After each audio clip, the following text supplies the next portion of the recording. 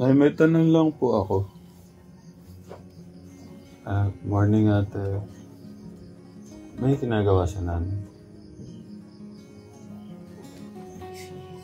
Nung buhat po nung lumipat po kayo dito, tanong ko lang po, buhat po nung lumipat kayo dito, parang may naramdaman po ba kayong kakaiba?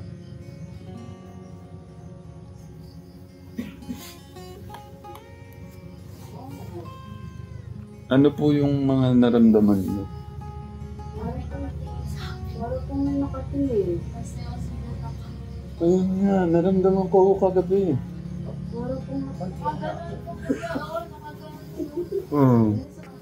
Paano? Ang ganun po. Tapos sa madaling parang ganun po siya nakaset yun. Parang may nakatitigo dito sa sa pinto. Nakaramdam po ako ng nakaramdam po akong kakaibang takot. Ako po may naramdaman. Parang may treasure sa tabi ko. Pan-treasure. Hindi kami na. Si Kuya August. Hindi. Kuya, kagabi. Oo nga po, may naririnig din po ako. Parang parang pumapaswek. Sasaray ng pinto. Po? Kaya maagang Kaya ako po sinara. Ede, ako po kasi pagka yung nararamdaman kong parang may nakatingin o tinititigan ko. Then, tinry ko ang tinitig. Kasi ang unang ko po, puti. Parang puti po siyang nakatayo, nakatitig. Tapos meron no sa tabi. Then lumabas po ako. Ha? Nakita ko po yun. Yung pong... Paglabas na. gising ko kayo nun. Baka ako may biglang pumasok. Lahat ng gamit natin eh. So, umihi na rin po ako. Tapos tinry ko pong tumitig sa kanan. Hindi ko kinaya sa takot. Parang may mga nakatingin nga. Kaya nga itong pag tiniros nasa labas, sinasabi ko, tiniros, parang may tao sa likod mo. Tapos ang ginagawa niya, tatakbo sa loob. Tapos sabi niya, mama, samahan mo ako. Kaya sabi ko, bilisan mo, nakakulog ako. Nung umalis kasi kayo, nagligpit pa kami.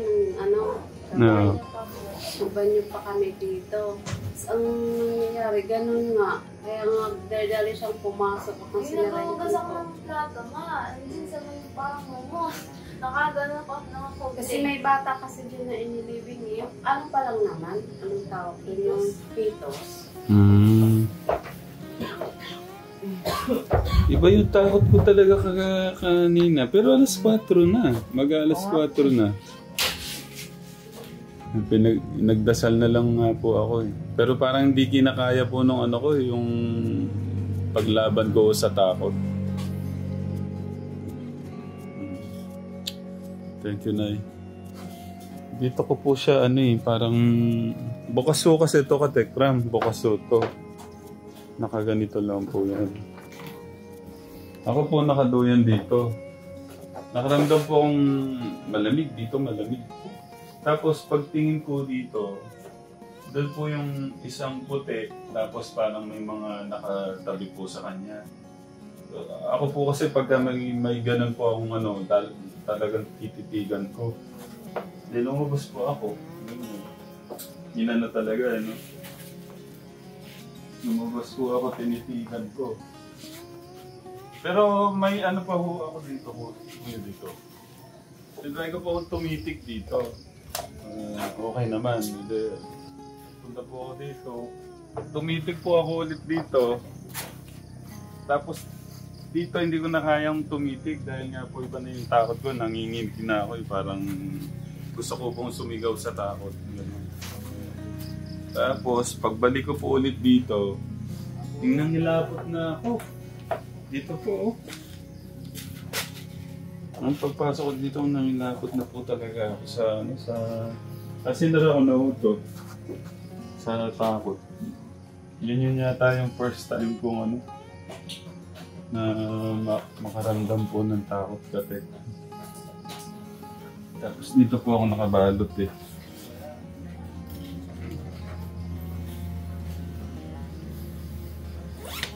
Ikaw, Kuya Joshua, nakaramdam ka bang kakaiba dito?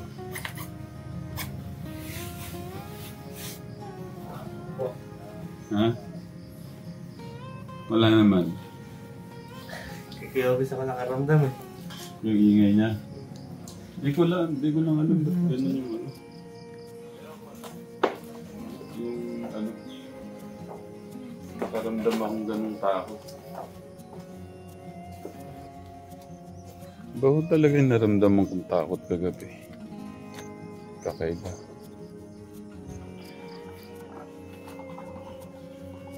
Tanungin ko lang si Kuya Ryan kung naniniwala po sa multo. Naniniwala naman po. Ha? Naniniwala po ako. Ba't niyo po nas... Balik siya din ako tulog eh.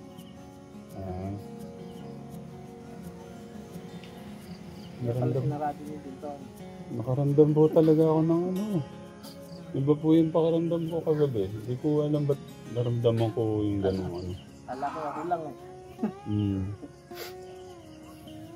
Ba't sa buong buhay niyo po ba, yun po ba yung una? Lang. O meron nung mga nakaraang ano?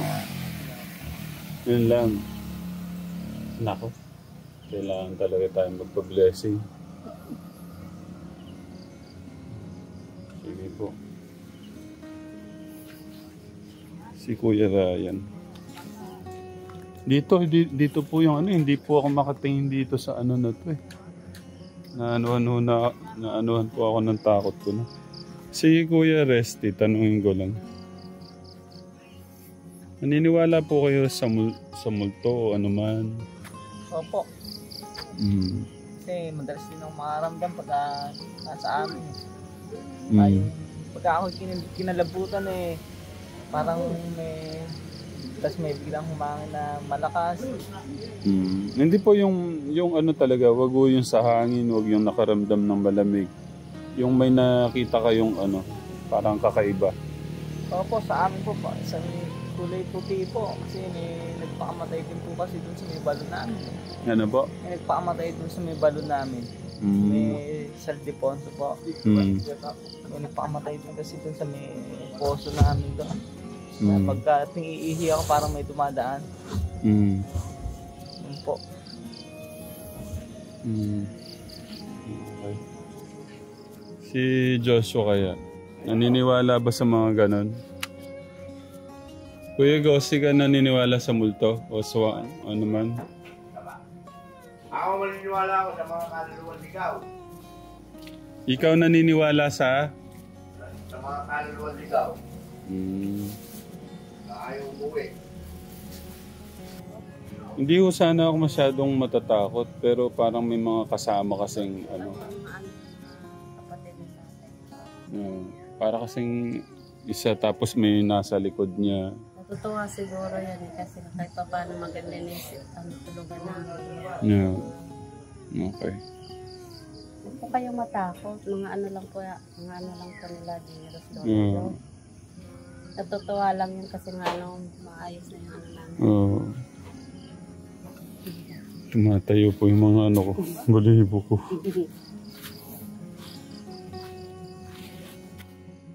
May ano doon Kuya August, nagpadala si Tita Jack mo ng corn beef. Tsaka corn beef at tsaka spam. Baka, may ano pala, tosino, no? Mamaya na yun. Bukas na lang pala. Mamaya. Nagpadala po si Nanay Jack ng ano, yung corn beef at saka spam.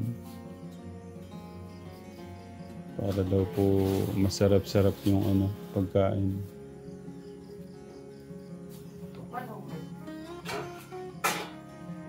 Hindi mo nakikita ang danda ko. Anak. Nagluluto ka pala, Kuya Jonel. Marunong ka pala magluto. Si Dineros din boseng nung nung galing ako ng ospital, yung mga bata na yan. Isang linggo kasi kami doon sa PGJ. Ngayon po, si Dineros na iwan lang dito. Ako lang talaga doon lahat-lahat. Tapos wala akong tulog sa linggo. Ngayon, nung na-discharge yung bata, tuwang-tuwa talaga ako kasi nga makakaidip ako kahit pa paano. Nung na, sabi ko pa si Dineros, Ang ganda ng pagkasabi ko, Junior, sabi ko, nak, ba't ikaw muna, magbantay mo na kay Bonso, i-idlip mo na ako at nang parang talaga kung lumulutang. Tapos nung na, karga-karga naman niya yung kapatid niya po. Kaso nga lang, nakatulog din siya, nakaganong-ganon na siya. Tapos nagulat daw siya. Kasi nagukan daw yung ulo niya. Nagtaka ako, nung nagising ako, dilat na yung mata niya. Tapos sabi niya, Mama, dinagukan ako dito ni Papa. Kasi si Papa mo, sabi niya, kanina kasi Mama, antok na ako, nalaylay na daw yung ulo niya, na ganyan na daw.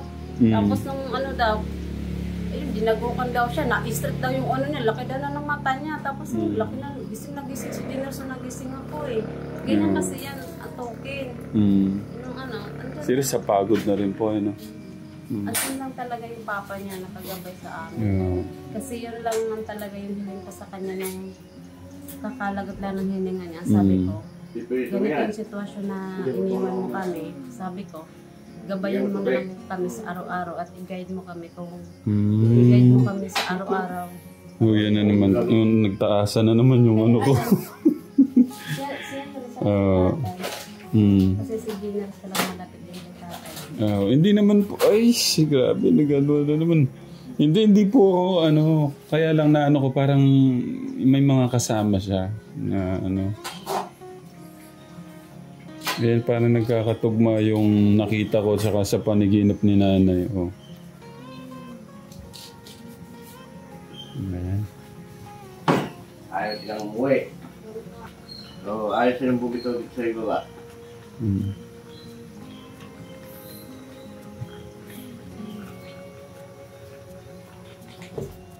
Yan po yung request ni Kuya Joshua. Yan po sa birthday niya. Masaya na po siya dyan. Tusino. Toshi. Akala ko may bula-bula na to, Kuya Jonel. Wala. Yung taba yun. Bula-bula. Tapos magano ka ng kamatis para masarap yung sausawan niyo. Tumamaya lang ito.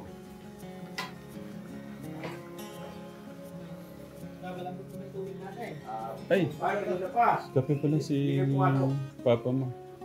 Anong tawag mo sa kanya? Papa na din? Tawagan mo Papa na lang. Stepfather po niya. Si Kuya Ryan.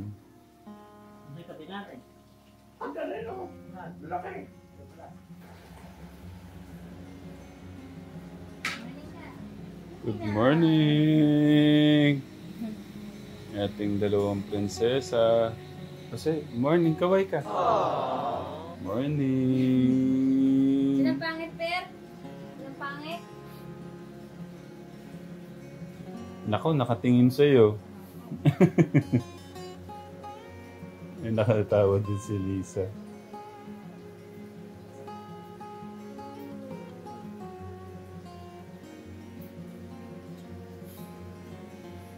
Good morning.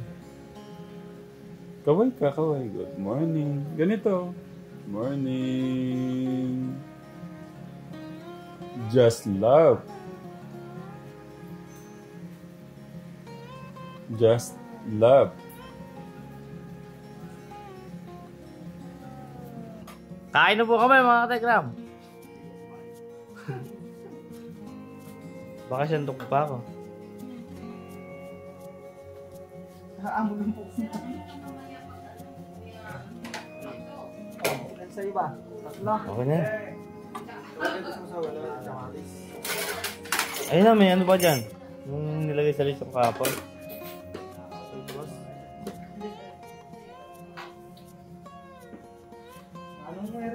Tatanungin ko, ba't ayaw pantanggapin?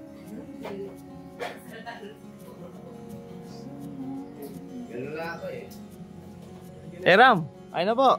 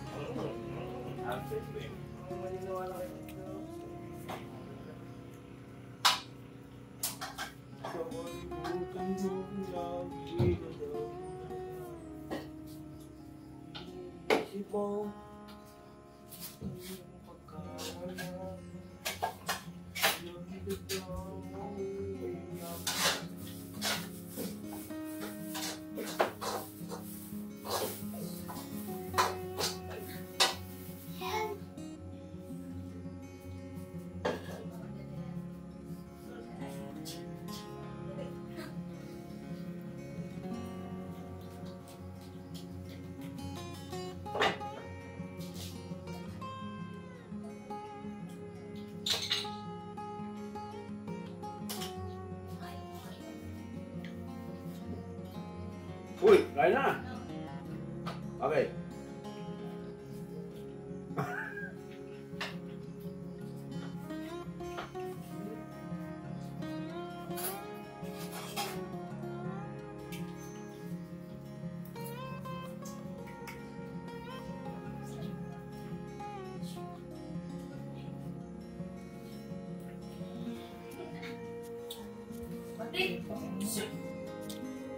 Bilisan mo, mababasa ka. Hirado ulit ito eh.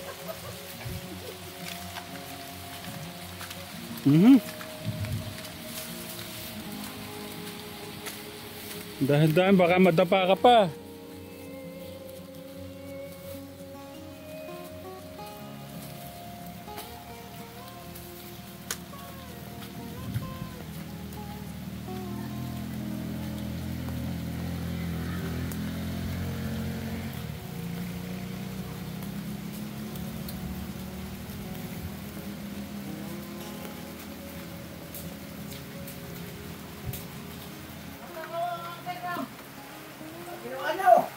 Nung nangyari.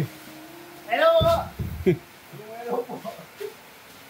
Wala, basa. Boys, ano na, okay na, may asinto na yan. Good job, good job. May flooring na din po yan. Oo.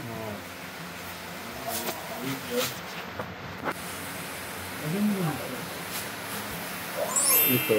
Hindi kasi siya magpa-plus. Dapat dito. Plus rin siya magpa-plus. Yagos!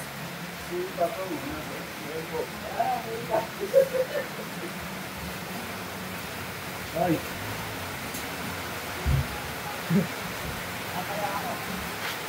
Nanay Jack. Masarap po yung ulamin namin ngayon. Yun, spam. Siyempre. Spam.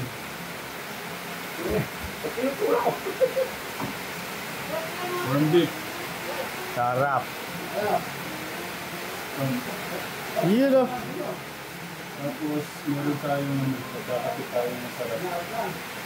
Omega, ayun ba? Crumpet. Ito yung creamer ah. Yun o.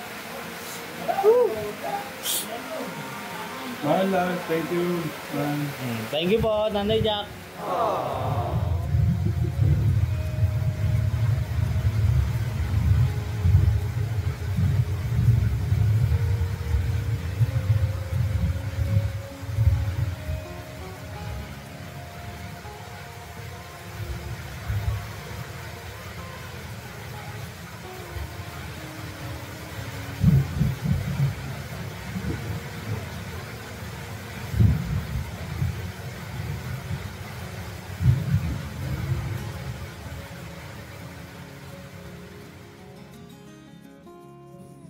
Yan, pagkatapos nung napakalakas na ulan, nagkaroon tayong napakagandang sunset. Teka, ang ganda oh. Kaganda po talaga.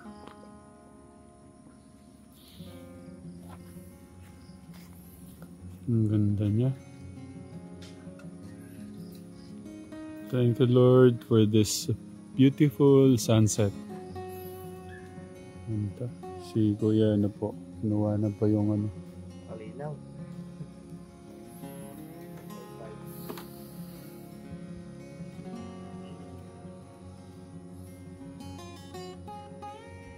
Naisipan ko ang kuhanan kasi baka masyado kayong mag-alala, lalakas ng mga kulog kanina. Yan po yung nagawa kanina. Yan. Nagtambak po sila, na sinta na ho yan.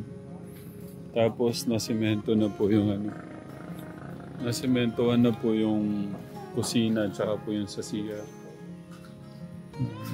Bukas na po natin papakita yan. Tapos yung dito, tignan po natin ano po yung napuno po ng ang ganda po talaga oh. Kaganda ng ating sunset.